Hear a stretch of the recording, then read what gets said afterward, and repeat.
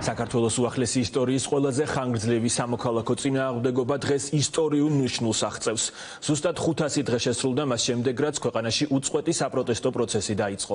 დღეს საღამოს 7 საათზე მოქალაქეები ფილარმონიის მიმდებარე ტერიტორიაზე შეიკრიბებიან, საიდანაც მსვლელობით პარლამენტისკენ გაემართებიან. აქციის მონაწილეები აღდგომის დღესასწაულს ქაშვეთის ტაძართან შეხვდებიან. სამოქალაქო აქტივისტების თქმით, საპროტესტო მოძრაობის ეს უპრეცედენტო ნიშნული კიდევ ერთხელ ადასტურებს იმ საზოგადოებრივ მუხტის სიმტკიცეს, რომელიც რუსთაველის გამზირზე უკვე წელიწადზე მეტია არ ნელდება. თუმცა ბახუტაშვილი ესაუბრა უწყვეტი პროტესტის მონაწილეებს, გისმით. დიახ, უკვე 500 დღეა, რაც საქართველოს მოქალაქეები რუსთაველის გამზირზე უწყვეტად აპროტესტებენ ქართული ოცნების უსამართლო პოლიტიკასა და მათ მმართველობას. დღეს შაბათია, შესაბამისად მარშის დღეა და მოქალაქეები ტრადიციულად ფილარმონიასთან შეიკრიბებიან და მსვლელობით გადაინაცვლებენ პარლამენტის მიმდებარე ტერიტორიაზე.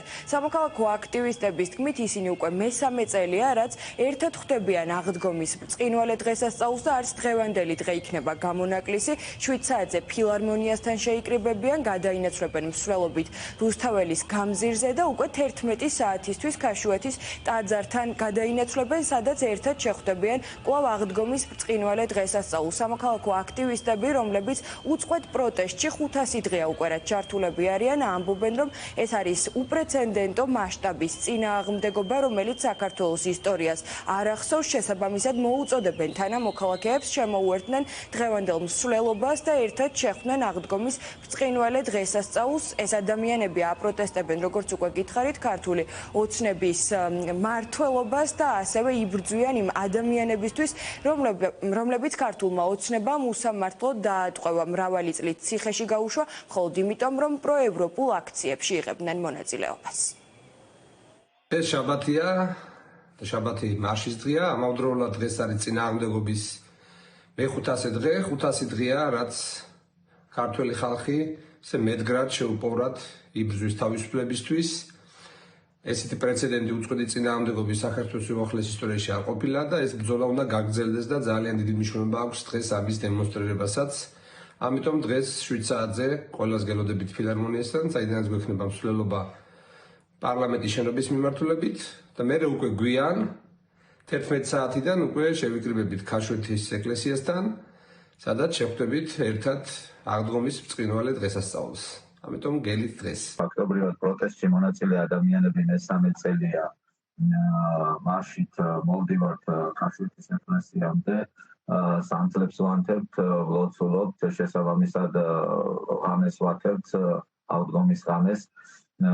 აი ეს არის დაახლოებით რისი გაკეთებაც გსურს ახლაც. ეს არის უმნიშვნელოვანესი და უპრეცედენტო შემთხვევაა, როცა ესე უწყვეტად, ესე მეტგრად, ესე მტკიცედ, ესე გადაწყვეტილების უნარიანად და ბრძოლის უნარიანად პროტესტი დგას ქუჩაში. რომ არა ეს 500 დღე ძალიან ცუდი რამ შეიძლება მომხდარიყო ჩვენს ქვეყანაში. დიქტატურა ბოლომდე ჩამოყალიბებული იქნებოდა. ფაქტობრივად ამ 500 დღის უწყვეტმა პროტესტმა ჩვენს ქვეყანას საერთაშორისო არენაზე შეუნარჩუნა სახე. დღეს არა მარტო ჩვენი ქვეყნის, არამედ მსოფლიოს უახლეს ისტორიაში ძალიან მნიშვნელოვანი დღეა. ბევრი არ არის მართლაც პრეცედენტი იმისა, რომ ადამიანები 500 დღე განუწყვეტლივ აპროტესტებდნენ რაღაც საკითხს და ჩვენ ეს მოვახერხეთ, ეს ნამდვილად მიღწევა და ძალიან მნიშვნელოვანია, რომ აი ეს მიღწევა, ეს თავისებური იუბილე დაემთხვა შაბათს, შაბათი კი მოგეხსენებათ მარშების დღეა. სწორედ ამიტომ ვეპატიჟებით ყველას, ვისთვისაც მნიშვნელოვანია ჩვენი თავისუფლების და ჩვენი ევროპული მომავლის იდეა. დღეს არის ჩვენი გამარჯვებისკენ მოძრაობის მე-500 დღე.